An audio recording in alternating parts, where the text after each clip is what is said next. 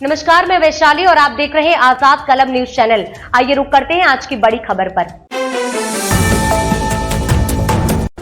दिल्ली में किसकी सरकार? एग्जिट पोल के आंकड़े भूल जाइए, वोटिंग प्रतिशत से समझिए जमीनी सच्चाई। दिल्ली में 5 फरवरी को वोटिंग पूरी हो चुकी है। राजधानी में चुनाव आयोग के मुताबिक शाम 6 बजे तक 60.42% मतदान हुआ है। वहीं पिछली बार 62.80% मतदान हुआ था और साल 2015 में 67.12% मतदान दर्ज किया गया था। दिल्ली चुनाव में मतदान के बाद अब एक ही सवाल चर्चा में है कि आखिर मतदाताओं ने इस बार किसका खेल किया। वो भी इसलिए क्योंकि राष्ट्रीय राजधानी के मतदाताओं ने 2025 के चुनाव में जमकर मतदान किया है। चुनाव आयोग के मुताबिक शाम 6 बजे तक 60.42% मतदान हुआ है। दिल्ली में पिछली बार 62.80% मतदान हुआ था। दिल्ली में 2003, 2008, 2013 और 2015 के विधानसभा चुनावों में वोट प्रतिशत में बढ़ोतरी देखी गई थी। 2003 में 4.43%, 2008 में 4.1%, 2013 में 8% और 2015 में करीब 1.45% की बढ़ोतरी हुई थी। दिल्ली विधानसभा चुनाव 2025 के मतदान के बाद आज एग्जिट पोल को आम आदमी पार्टी ने सिरे से खारिज कर दिया।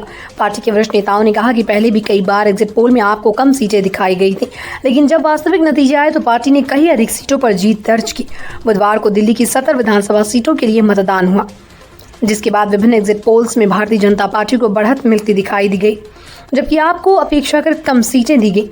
इसी को लेकर आप नेताओं ने कड़ी प्रतिक्रिया दी और दावा किया कि फरवरी 8 को नतीजे उनकी उम्मीदों के अनुरूप होंगे और अरविंद केजरीवाल एक बार फिर दिल्ली के मुख्यमंत्री बनेंगे। आपके ग्रेटर कैलाश से उम्मीदवार सौरभ भारद्वाज ने एग्जिट पोल के अनुमानों को पूरी तरह खारिज करते हुए कहा, हमने दिल्ली में 3 विधानसभा चुनाव लड़े हैं और ये चौथा विधानसभा चुनाव है।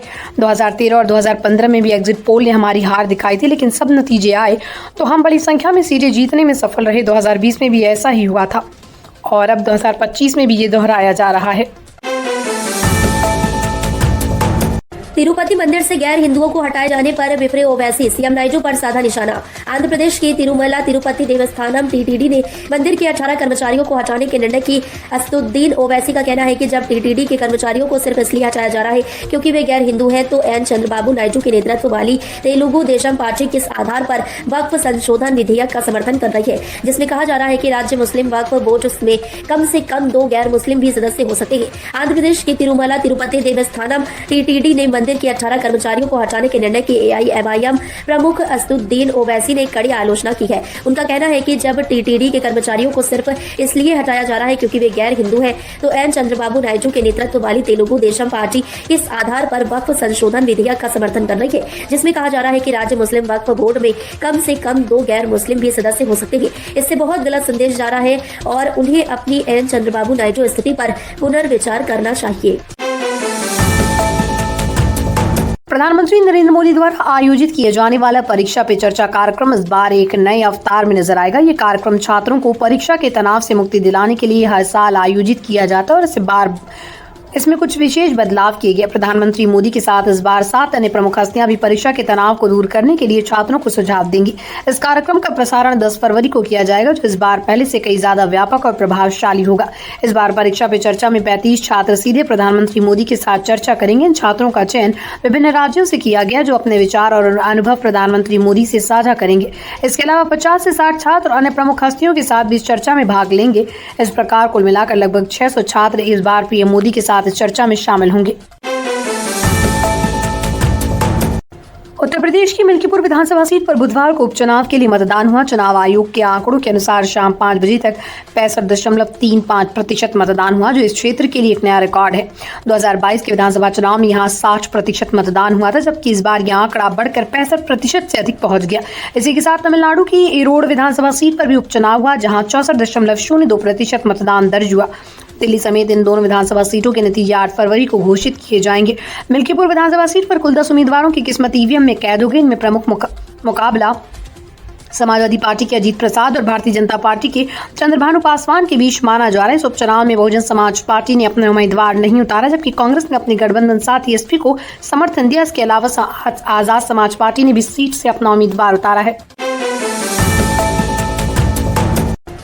परीक्षा पे चर्चा 2025 में पीएम मोदी के साथ दीपिका पादुकोण समेत कई हस्तियां होंगी शामिल। प्रधानमंत्री नरेंद्र मोदी के लोकप्रिय कार्यक्रम परीक्षा पे चर्चा 2025 का 8वां संस्करण 10 फरवरी को दिल्ली के भारत मंडपम में आयोजित किया जाएगा। इस बार का आयोजन पहले से कहीं अधिक भव्य और आकर्षक होने वाला है। खास बात तो यह है कि इस कार्यक्रम में कई मशहूर हस्तियां भी शामिल होंगी। इनमें प्रसिद्ध आध्यात्मिक गुरु सदगुरु, बॉलीवुड अभिनेत्री दीपिका पादुकोण, बॉक्सिंग चैंपियन मैरी कॉम और पैरालंपिक स्वर्ण पदक विजेता अपनी लेखरा भी मौजूद हो रहेंगी। बताया जा रहा है कि सदगुरु, दीपिका पादुकोण, मैरी कॉम और अपनी लेखरा के रिकॉर्डेड वीडियो इस कार्यक्रम के दौरान दिखाए जाएंगे। इन वीडियोस में ये हस्तियां छात्रों को प्रेरित करने वाले खास संदेश देंगी। सदगुरु छात्रों को तनाव प्रबंधन और माइंडफुलनेस के बारे में बताएंगे। दीपिका पादुकोण मानसिक स्वास्थ्य के महत्व पर अपने विचार साझा करेंगी। मैरी कॉम और अपनी लेखरा अपने संघर्षों और चुनौतियों से उबरने के अनुभव छात्रों के साथ साझा करेंगी ताकि वे भी अपनी पढ़ाई और परीक्षा के दौरान आत्मविश्वास बनाए रखें। भारतीय क्रिकेट टीम को 2025 की चैंपियंस ट्रॉफी से पहले इंग्लैंड के खिलाफ 3 मैचों की एक दिवसीय सीरीज खेलनी है। ये सीरीज 6 फरवरी से शुरू होगी और पहला मैच नागपुर के विदर्भ क्रिकेट एसोसिएशन स्टेडियम में खेला जाएगा। इस सीरीज में टीम इंडिया नई जर्सी में नजर आएगी, जिसका पर्दा बीसीसीआई ने फोटोशूट के दौरान उठाया है। इस नई जर्सी में भारतीय तिरंगे का रंग दिखाई दे रहा है, जो कि भारतीय क्रिकेट प्रेमियों के लिए खास आकर्षण है। बीसीसीआई ने टीम इंडिया की नई जर्सी को सोशल मीडिया पर अपने आधिकारिक अकाउंट से शेयर किया। इस जर्सी में भारतीय तिरंगे के रंगों का ख्याल रखा गया और तिरंगा कंधे पर साफ नजर आ रहा है। इसके अलावा जर्सी में बीसीसीआई के लोगों के पास 2 सितारे भी दिख रहे हैं। ये सितारे भारत की 2 बार की एक दिवसीय विश्व कप जीत को दर्शाते हैं। 1983 और 2011 में भारत ने प्रतिष्ठित खिताब जीते थे। रोहित शर्मा खेलेंगे करियर की आखिरी सीरीज। 1,32,000 फैंस होंगे ऐतिहासिक पल के गवाह। टीम इंडिया और इंग्लैंड के बीच होने वाली आगामी वनडे सीरीज कई मायनों में खास होने वाली है।